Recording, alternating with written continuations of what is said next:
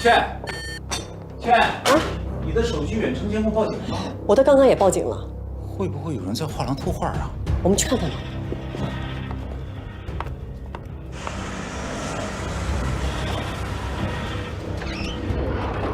在里边呢。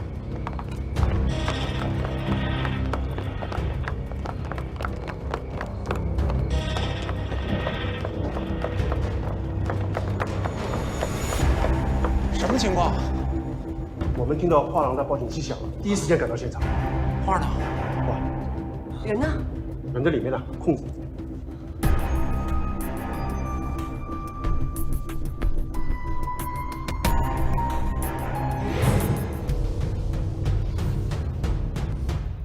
我们的监控里面发现有人想偷画，第一时间赶到现场，没想到是楚少爷。不好意思啊，今天晚上可能是个误会，你们也都辛苦了，是一点小意思，去买点宵夜，好吧？哦，明白，误会。走，我们走。这个臭小子气死我了！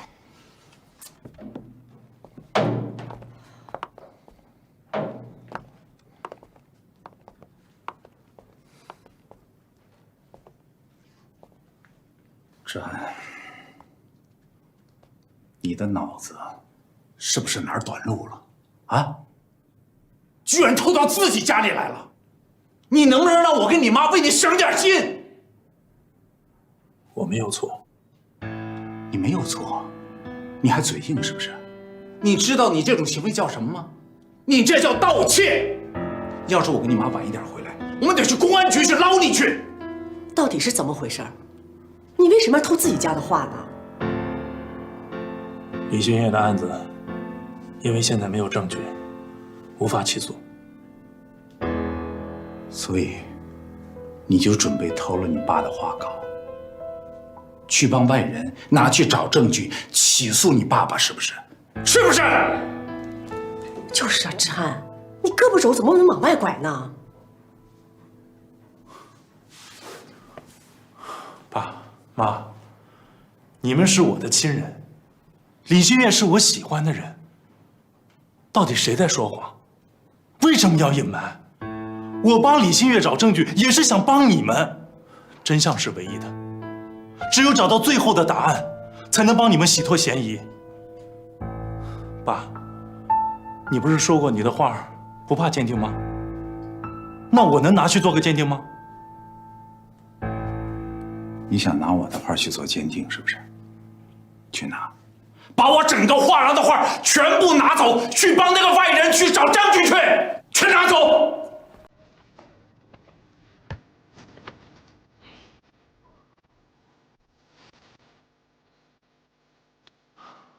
好，我一定找到最后的答案。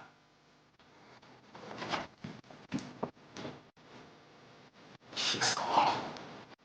不知道这个李新月到底给他灌了什么灵魂药？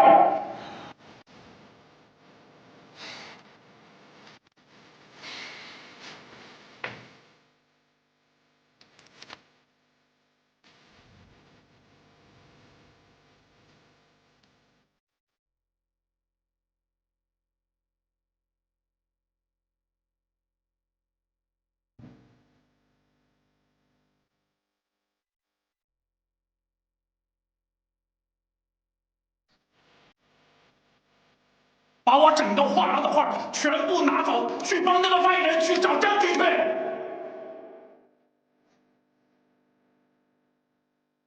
志安，你是个好人，我不奢求你站到我这一边。我知道我也没有权利让你忽视你的父亲，所以无论你站到哪一边，我都能理解。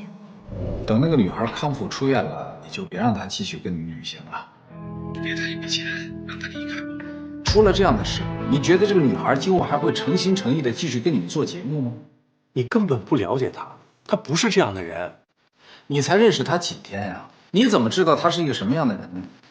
爸没有别的意思，你现在刚踏上社会，不能把人想得太简单了。这个世界上唯一不会坑你的，只有你的父母。他对你现在搞的那个旅游的 APP 特别感兴趣，他他看完你们的直播，他觉得什么都满意，只是有一点小小的不太满意。有什么要求他可以提，我们可以调整的。就是那对情侣，如果说反正他选这件事儿，他马上拍板。只要你现在离开这个女孩，爸爸向你保证，我会给你全部你想要的所有的支持。他不但诽谤我，还离间我们父子之间的感情。他的话你能信？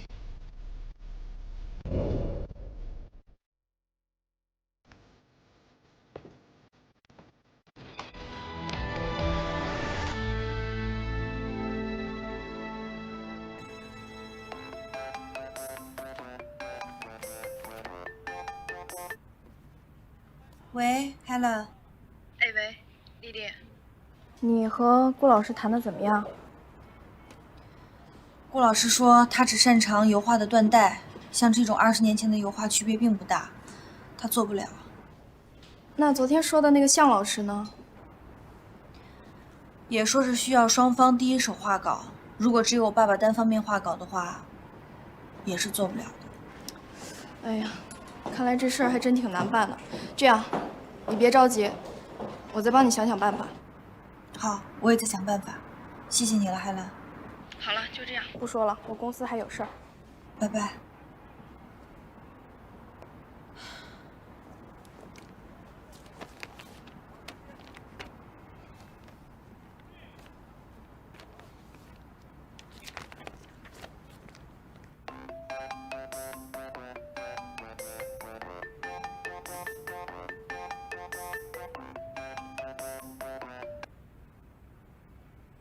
喂，Kevin。新月，我在你家楼下，我有事找你。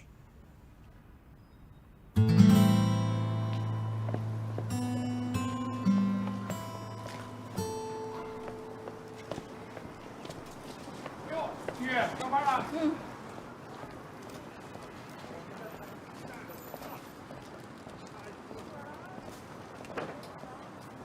丽丽，找我什么事啊？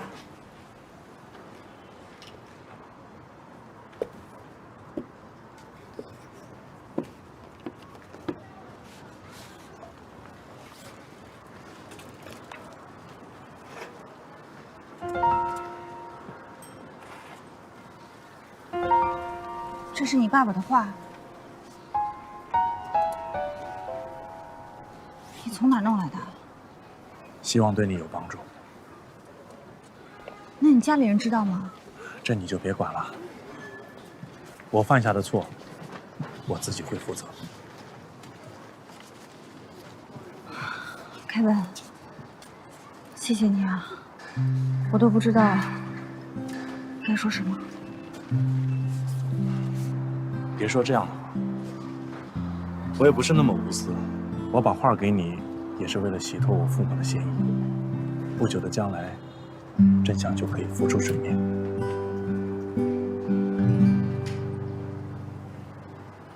丽丽，我有一个请求。什么请求？如果你知道真相以后，咱们能不能私了？私了？李奇峰是你的父亲，你为他证明理所当然。但是楚鸿飞也是我的父亲，我现在背叛了他，我把画给你，也是为了求得一个真相。将来到了法庭上，我真的不希望两败俱伤。希望你理解我。但是这样对我爸爸太不公平了，我不同意。如果你相信你父亲是清白的，那好；如果我败诉了，你也完全不必要同情我。所以你没有必要提出这个请求。那就让事实说话吧。无论如何，这些话，谢谢你。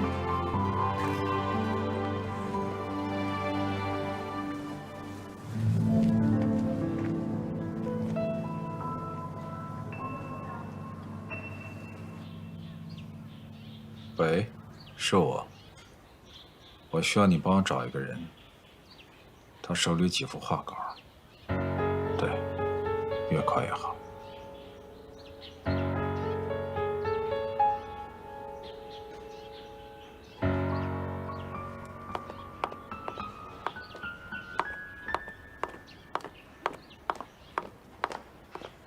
来，喝点梨汤吧。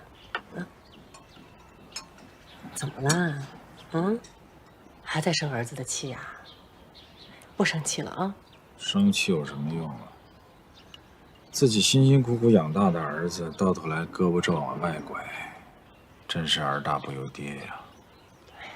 知翰也是心思单纯，他是想自己找到答案嘛。自己找到答案，可是这答案，怕是让他承受不起呀。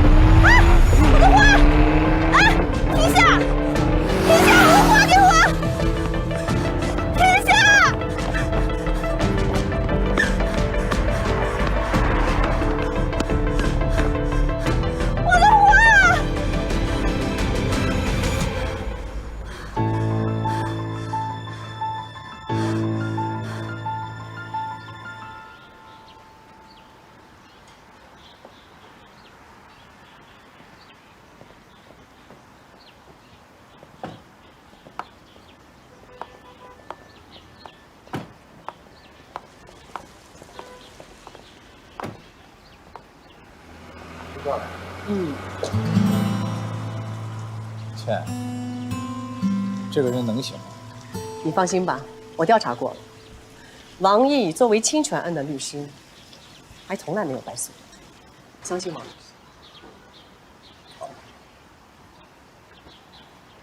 事情的始末我已经大概了解了。那您有什么建议吗？这事情的关键还在于楚大师。哦，怎么说？这种案件，我们一般从作者的早期画作查起，因为那是能证明这幅成名作和您早期的手稿是否具有延续性的唯一依据。如果能够拿到早期的手稿和这幅作品来进行比对的话，那就很容易能够证明《宝贝》这幅作品就是楚大师您的作品。对了，楚大师，您前期的手稿还在吗？都不在了。哦，是这样。那我要想想别的办法了。这样吧，今天就先不耽误二位了。那就谢谢王律师了，我们等您的消息。好，谢谢。你出去等我一下，我再问王律师一个问题。王律师，有个问题我想向您请教一下。如果说我在以前跟人签过一份保证书，这份保证书能够证明这幅画的真伪，那这保证书在法律上有多大效力呢？在签订这份保证书的时候，是只有你们双方，还是有第三方在现场给你们做公证？那是很早之前签的了，就我们两个人。如果这是你们双方私下里签订的保证书，那这个保证书就没有法律效应，在法庭上不能成为证据。完全没有吗？是。好，谢谢。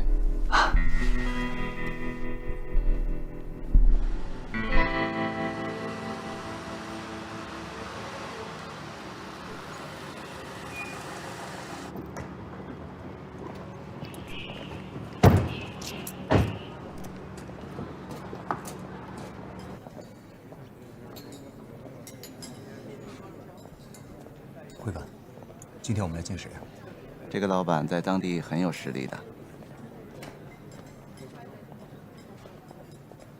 哎呀，宋老板，阿辉，好久没见了，好久不见了，可不是嘛？怎么还带着跟班？啊，新收的小弟小天儿。随便坐啊。哎呀，好久没有见到您了。哎呀，是啊，你不是忙吗？忙什么大生意呢？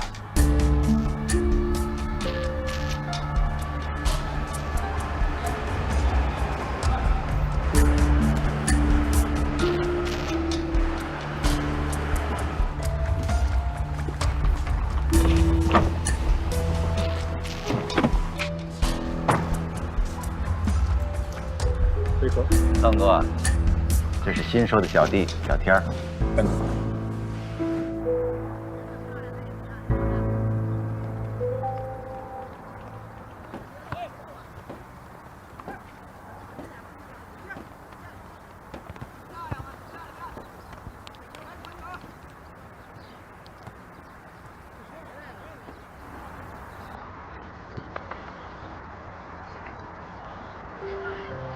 我可能之前是因为要找你追债，所以才跟着你。但是我说实话，我现在感觉到我保护你已经成为一种习惯，我就觉得我就应该在你身边，我就应该就帮你化解掉所有的危险。我觉得这好像就像我的一种使命一样，我就应该那么去做。我想这么一直做下去。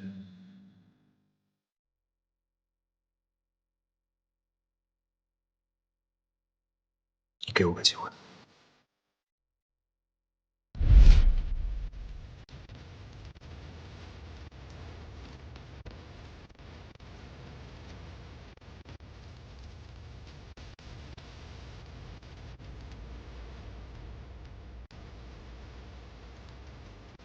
我也不知道这是哪一种缘分。我经常在想，也许你就是爸爸妈妈派来保护我的吧。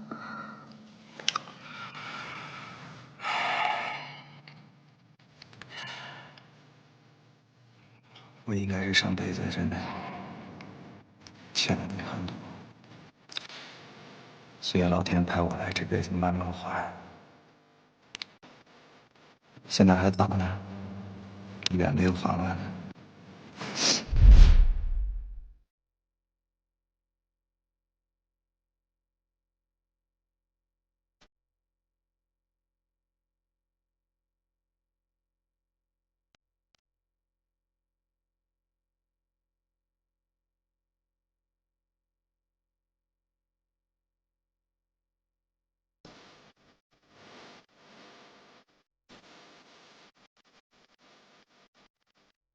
我现在身上没有鲜花，没有戒指，身边也没有小提琴伴，但是我要正式向你求婚。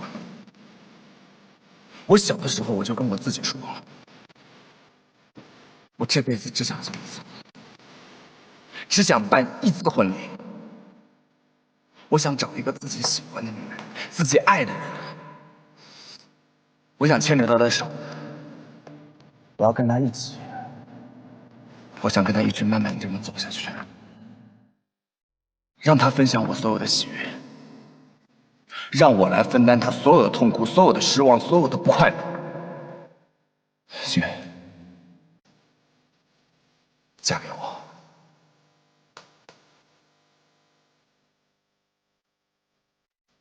我愿意。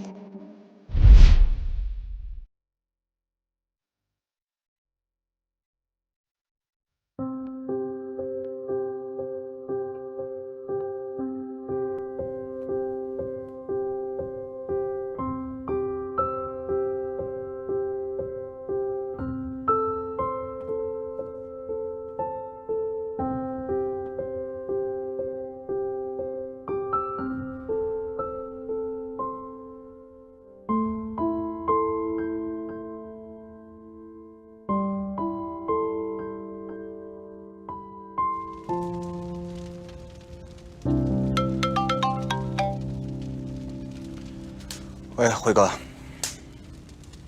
好，我明白，我马上过来。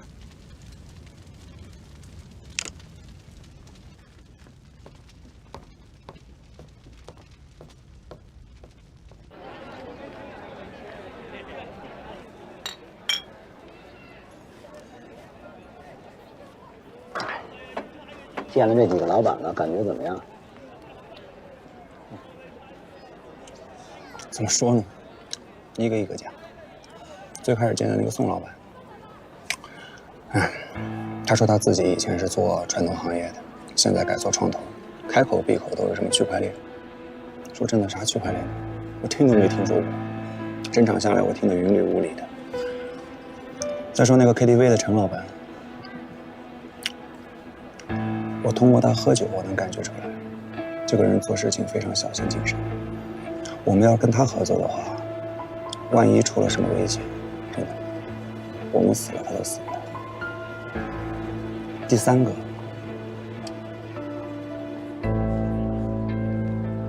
个你也很少见吧？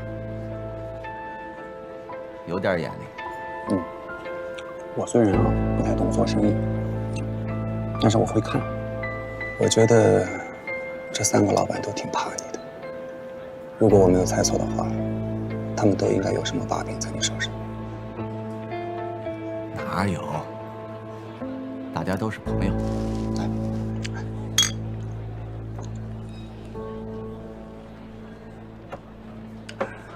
哦，对了，我最近看到新闻，说楚鸿飞被告了。你是担心李新月吧？真没有，我是怕影响我们后面的计划。那倒不会，就让他们自相残杀去吧。只不过闹大了，咱们也会有点麻烦。我就是不明白，有那么多价格不菲的画，为什么咱们非盯着那一幅不放？这个说了你也不懂，你就记得，咱们必须得拿到那幅画就行了。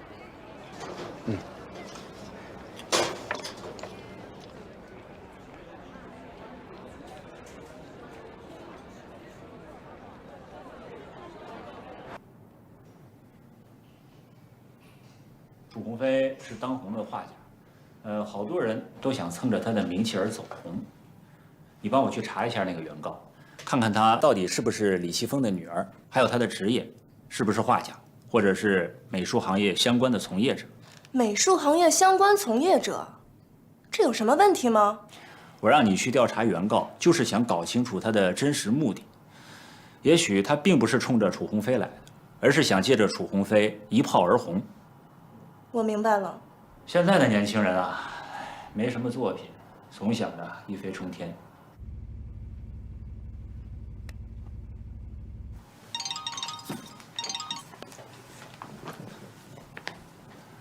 喂，王律师啊。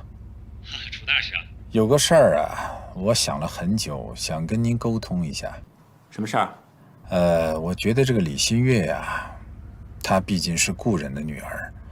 假说她真是为了钱想打这个官司的话，我愿意给她这笔钱，就算是我帮她一把吧。唉，这真是太难得了，被告向着原告说话，这是少见。哎呀，毕竟是为人父母，我也很同情这个孩子从小的经历，我愿意帮他这个忙。这样吧，要不然呢，我去跟他聊一聊，一来呢，也做到知己知彼，了解一下原告；二来呢，看看能不能做到庭外和解的可能。好，那就谢谢王律师了。民事纠纷嘛，还是鼓励调解为主，何况你们有这份心了。有情况咱们及时沟通。再见。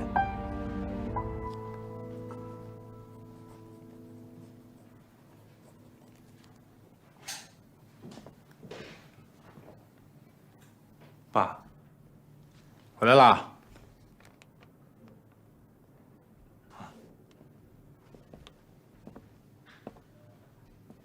这么晚了还不睡啊？你先去睡吧，啊。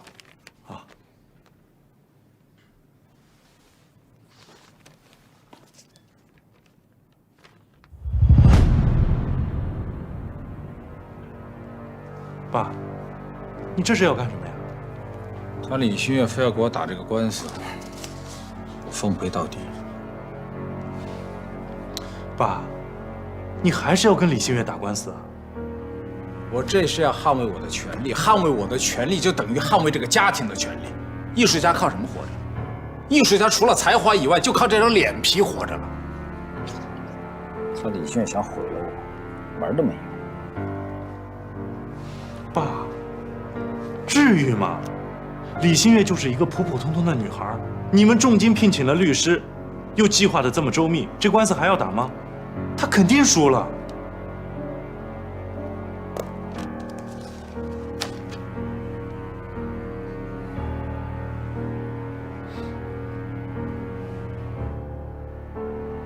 沈海，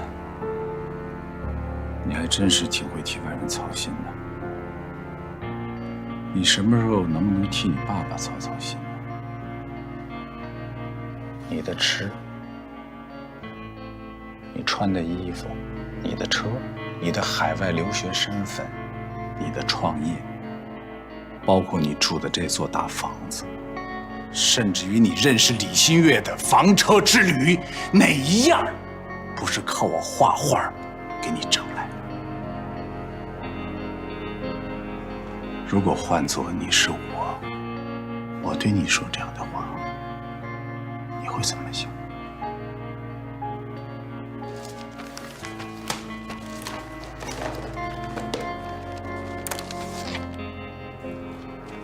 ？2个字：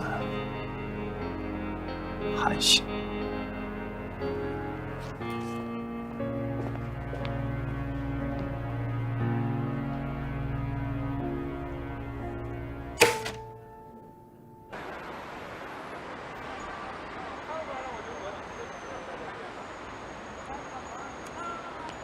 真看不出来，这么清高的女孩子住在这种地方。就是这样的地方才更有动力打官司。老师，他来了。哎，李新月。您是？啊，我是楚鸿飞的代理律师，这是我的助理小吴。你们怎么知道我的住址？李小姐，你忘了吗？你在起诉的时候登记过原被告双方的具体信息。是这样的，你起诉的案件呢属于民事案件，一般呢以庭外调解为主。我今天来就是想和你谈一谈，你也不用防备我。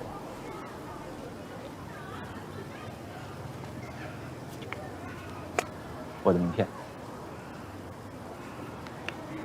我叫王毅，专攻知识产权的案子。如果李小姐你信任我的话，不论是这个案子还是以后遇到任何的法律问题，你都可以来向我咨询。楚鸿飞让你来跟我说什么，你就直说吧。我看前面有一间咖啡馆，我们借一步说话吧。走吧。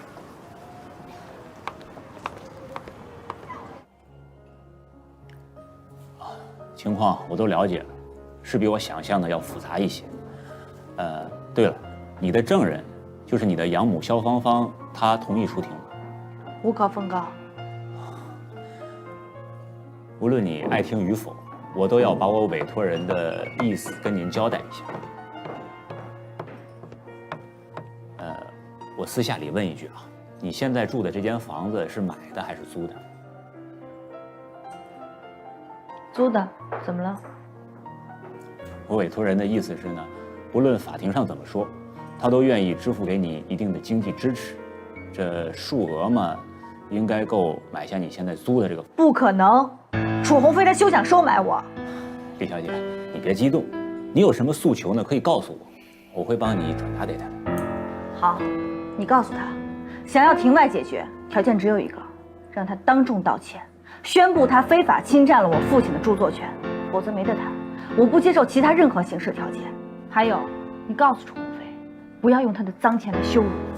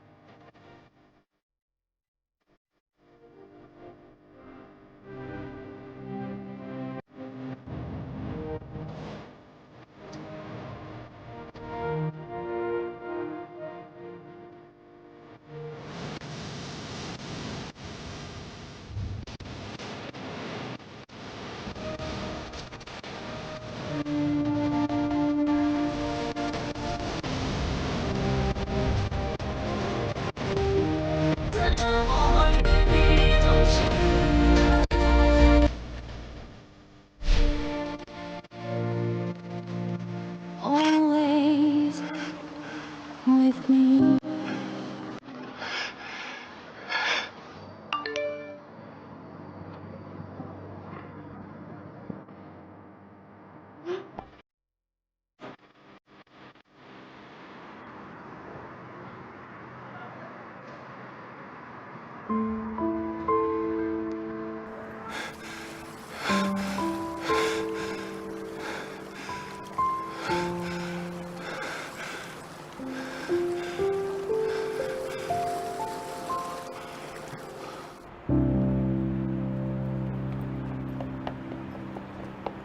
你怎么来了，海伦？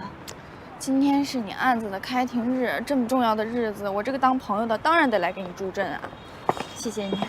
哎，别在这客气了，赶紧进去吧。嗯。